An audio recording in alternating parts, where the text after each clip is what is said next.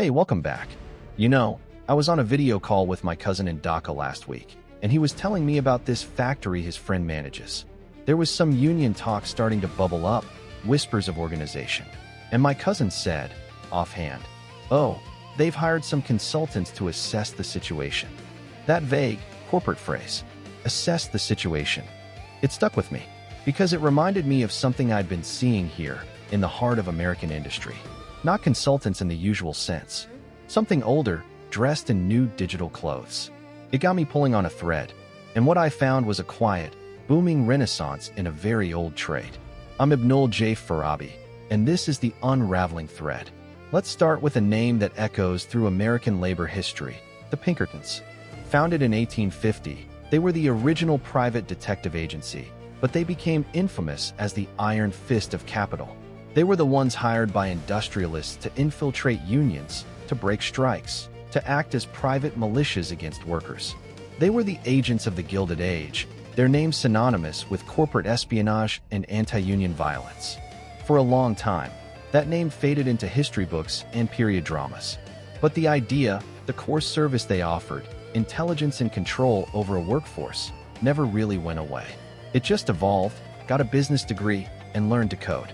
What we're seeing now is what I'm calling the Pinkerton Renaissance, a massive, multi-billion-dollar boom in private labor intelligence. It's not called strike-breaking anymore. It's union avoidance consulting. It's not infiltration. It's workforce sentiment analysis. It's not a private army. It's a security and risk mitigation firm. The language is sanitized, perfect for boardroom presentations. But the objective is often the same: to give management a decisive upper hand in the age-old tension between labor and capital. So how does this modern machine work? It operates on two main fronts: information and persuasion. The first front is all about data. Firms now offer incredibly sophisticated surveillance. They monitor closed employee social media groups like Discord or secret Facebook pages. They use sentiment analysis software on internal communications, flagging words like union, pay, or grievance.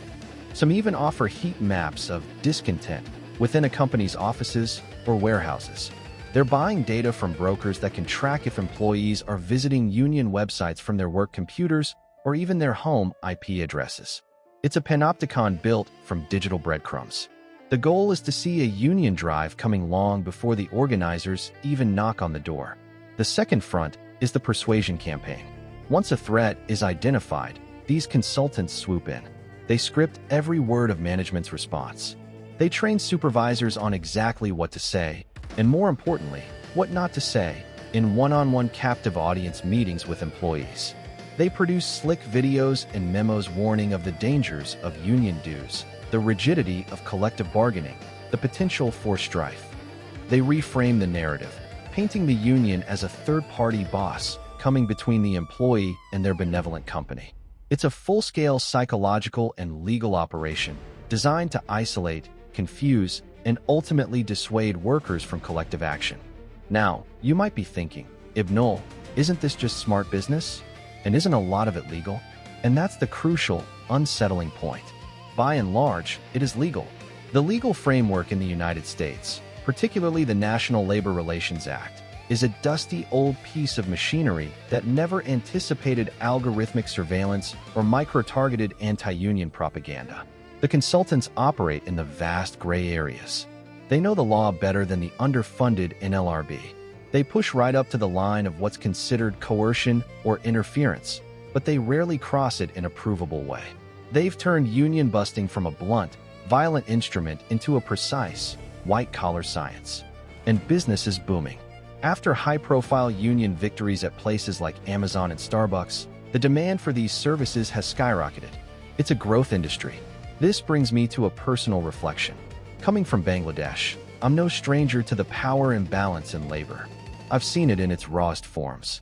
But what strikes me here is the institutionalization, the professionalization of that imbalance. It's not a thug in a shadow. It's a well-dressed expert with a PowerPoint and a six-figure contract. It turns a fundamental human right, the right to organize, into a complex problem to be solved by management. It commodifies dissent.